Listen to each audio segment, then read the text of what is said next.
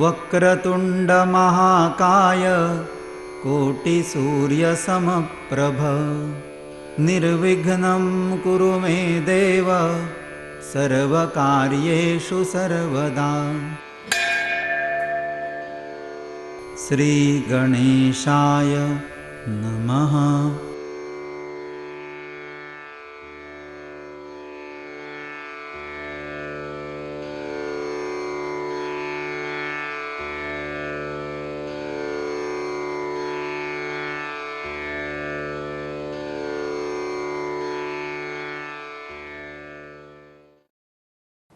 नमस्कार। इस विशेष धर्म सत्संग में आपका हार्दिक स्वागत है। सत्संग आरंभ करने से पूर्व आइए सत्संग के उद्देश्य को सफल बनाने हेतु सद्गुरु वंदना करते हैं। हमारे आस्था केंद्र जो भी हैं उन्हें मन ही मन प्रणाम करते हैं और इस श्लोक को दोहराते हैं। गुरुर्ब्रह्मा गुरुर्विष्णुर् गुरुर्देवो महेश्वरः गुरुः साक्षात् परब्रह्म तस्मै श्री गुरवे नमः।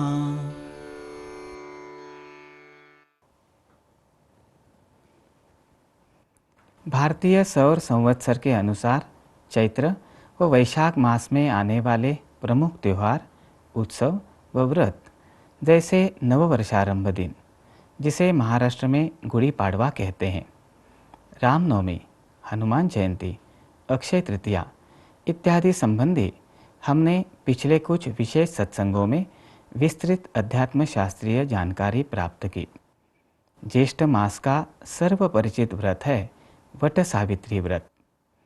स्कंद व भविष्योत्तर पुराणों के अनुसार यह व्रत ज्येष्ठ पूर्णिमा को किया जाता है, तो निर्णयामृत इत्यादि ग्रंथों के अनुसार ज्येष्ठ अमावस्या को किया जाता है। यह व्रत कई स्थानों पर वट पूर्णिमा व्रत के नाम से भी परिचित है। पहले देखते हैं वट सावित्री व्रत का उद्देश्य। सावित्री भरतखंड की प्रसिद्ध पतिव्रताओं में से एक आदर्श पतिव्रता है। वह एक राजकन्या थी।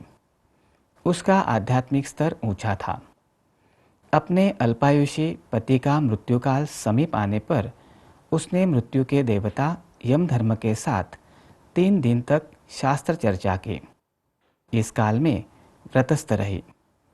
इस समय वह वटवृक्ष के नीचे बैठी थी।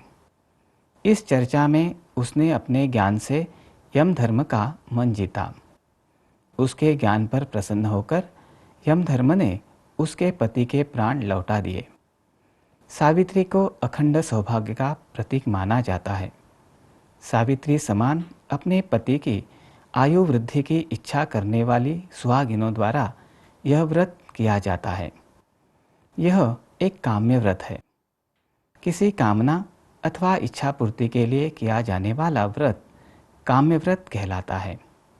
अब हम समझ लेते हैं वट पूर्णिमा का महत्व। वट पूर्णिमा के दिन वट वृक्ष रूपी शिव का स्मरण कर अपने पति की लंबी आयु के लिए स्त्रियां प्रार्थना करती है। इससे उन्हें ब्रह्मांड में विद्यमान शिव तत्व का उचित लाभ मिलता है। ईश्वर की भावपूर्ण प्रार्थना कर कोई भी कर्म करने से ईश्वरीय शक्ति कार्यरत होती है। अब हम समझ लेते हैं वट सावित्री व्रत से संबंधित देवता। विशिष्ट व्रत के विशिष्ट देवता होते हैं। सावित्री सह ब्रह्मदेव यह वट सावित्री व्रत के प्रमुख देवता है तथा नारद व यमधर्म उपांग देवता है। उपांग का अर्थ है गौण। इन सभी देवताओं के साथ इस व्रत में वट वृक्ष का भी महत्वपूर्ण स्थान है। आइए समझ लेते हैं वट सावित्री व्रत की दृष्टि से वट वृक्ष का महत्व।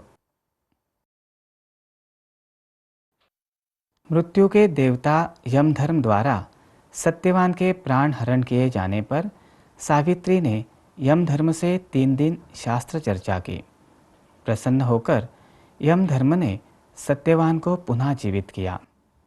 यह शास्त्र चर्चा वटवृक्ष के नीचे हुई थी।